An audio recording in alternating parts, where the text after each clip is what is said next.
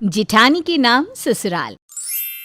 रीना की शादी विवेक से होती है। विवेक जिसकी माँ नहीं भाभी ने उसे संभाला था।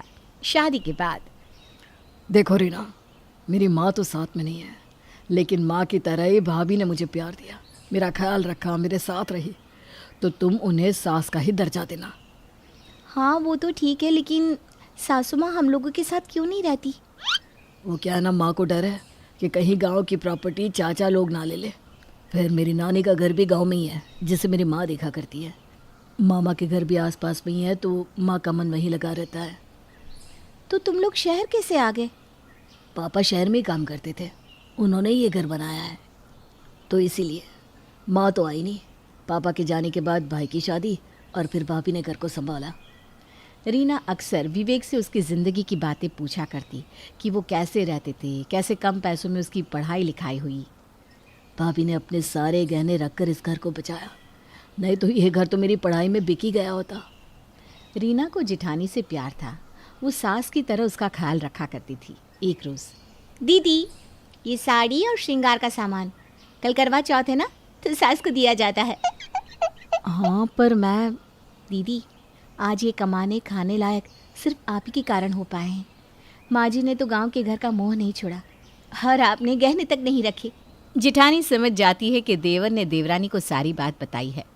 दोनों मिलजुल कर रह रही होती है कि एक रोज़, रीना, कल सासू माँ गाँव से आने वाली है, तो कल से मैं खाना बना दिया करूँगी। उनके हिसाब से खाना तुम नहीं बना पाओगी।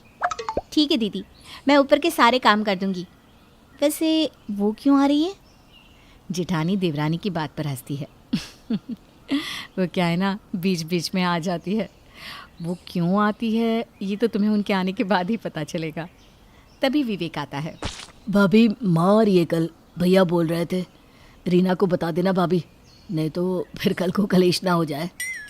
जैसा मेरे बारे में बताया था वैसे ही माँ के बारे में भी बता दो। वैसे मैं क्या कहती हूँ, क्या ज़रूरत है कुछ कहने की? देखे तो रीना की सोच कैसी रहती है माँ से मिलने के बाद। क्यों विवेक?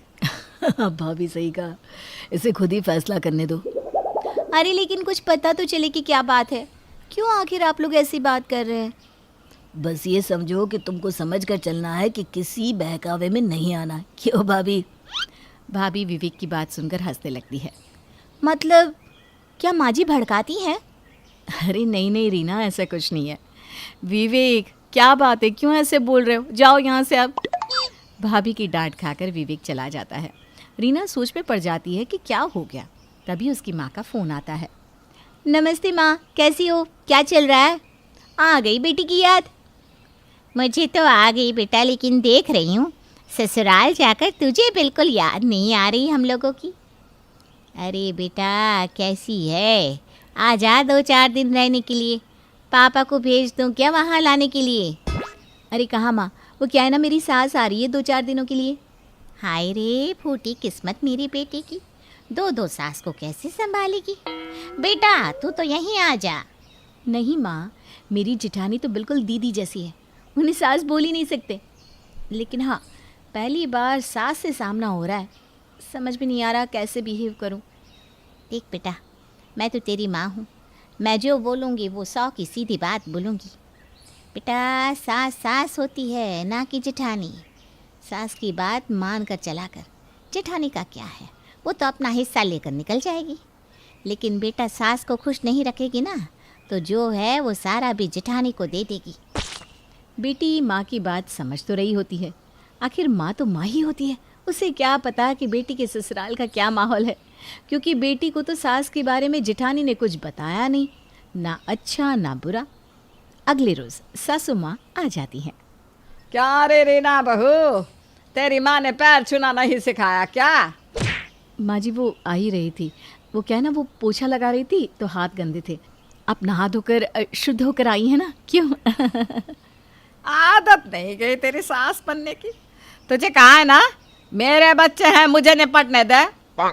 विवेक माँ को जवाब देने वाला ही होता है कि भाभी उसे चुप करा देती है, और ये रीना देख लेती है। रीना सास के पैर छूती है। बोल दीजिए, माँ से हर बात करनी चाहिए। वैसे भी भाभी, माँ बेटे के बीच में नहीं आना चाहिए, क्यों? हाँ सही तो बोल रही है, लेकिन यह है कि कभी मुझे विवेक के करीब ही नहीं आने दिया। न जाने क्या किया जो मेरे बच्चे ही दूर हो गए। रीना जेठानी को देखती है। कोई बात नहीं सासू माँ, बच्चे माँ से दूर जा ही नहीं सकते। ए जी, माँ के लिए कुर्सी दीजिए। जेठानी जी, आपने मुझे माँ जी का खाना बनाने मना किया था, लेकिन शाम को उनके लिए खाना मैं ही बनाऊंगी। दीदी से जेठानी, ये क्या? रीमा कैसे एकदम से बदली ये कोई समझ नहीं पाता। लेकिन रीमा के मन में तो प्रॉपर्टी थी जो उसकी माँ ने भरी थी। शाम को रीना खाना बना रही होती है कि रीना, वो सासू माँ के खाने में ना। रहने दीजिए दीदी, आप कमरे में आराम करिए, बहुत खाना बनाया है मैंने। अरे शादी पार्टियों के खाने में अकेले बना लिया करती थी, तो मुझे सिखाने की कोशिश ना करिए। तभी सास की आवाज़ आती है। मैं चाय पानी खाना सब छोटी बहू के हाथ का ही लूँगी। वो क्या है ना, छोटी मुझे बहुत पसंद आ गई, बड़ी से बिल्कुल अलग। अरे भगवान हर किसी को ऐसी बहू दे। अब क्या था, विवेक और जेठानी तो समझ रहे होते हैं कि सास की ये क्या चाल है, लेकिन हमारी रीना, देखा, प्यार हर इंसान को बदल कर रख देता है। सासू माँ कितनी प्यारी है, बिल्कुल माँ जैसी। मैं चली उन्हें खाना खिलाने। लेकिन ये क्या, जैसे ही सास पहला निवाला खाती है, थाली उठाकर फेंक देती है।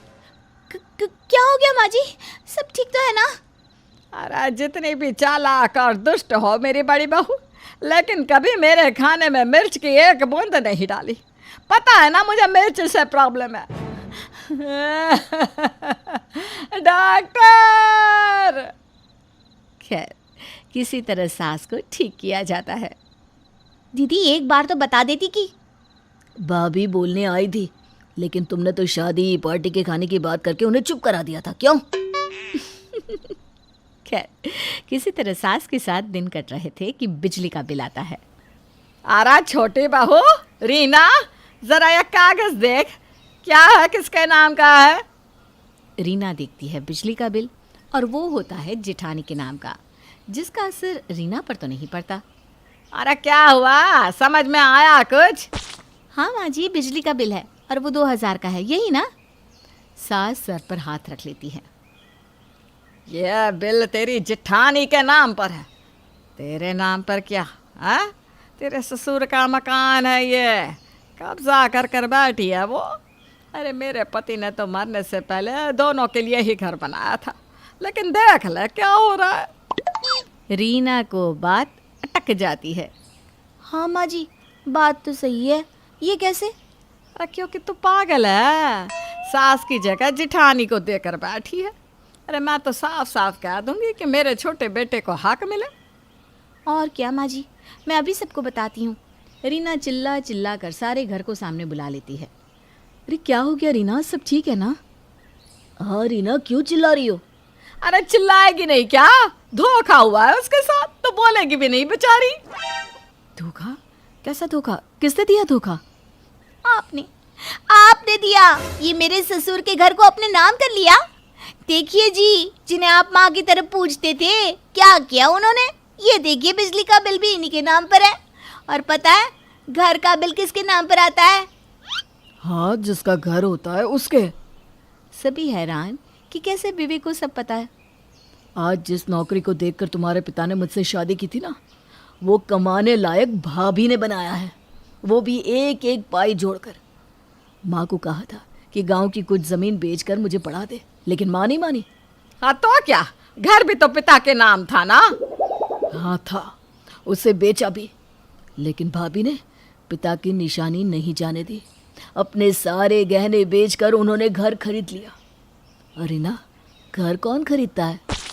जिसके पैसे होते हैं। भाभी मुझे माफ़ कर दीजिए, मैं माँ जी के बहकावे में आ गई। तभी तो कहा था अपनी अकल से काम करना सीखो। अब समझी?